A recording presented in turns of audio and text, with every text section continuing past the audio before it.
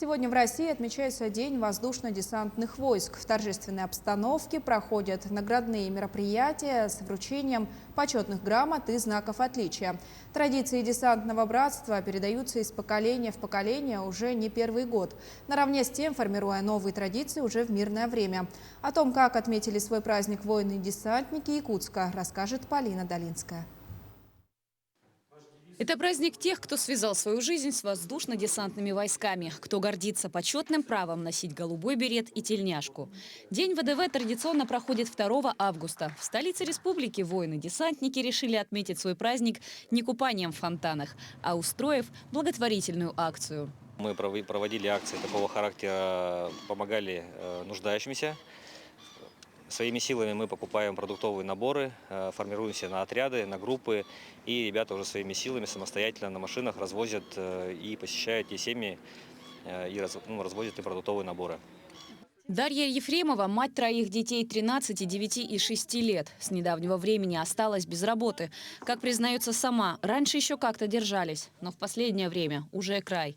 Когда десантники привезли ей продукты, не смогла сдержать эмоции. И в знак благодарности подарила светильник, сделанный своими руками. Я хочу поблагодарить людей, которые собрали эту акцию, и помогли. Я не могу просто выразить словами счастье, которое сейчас я испытываю. Но я очень рада и хочу поблагодарить их большое им спасибо выразить. Десантники – это не просто воины. В первую очередь это мужественные защитники, готовые прийти на помощь тем, кто оказался в трудной жизненной ситуации.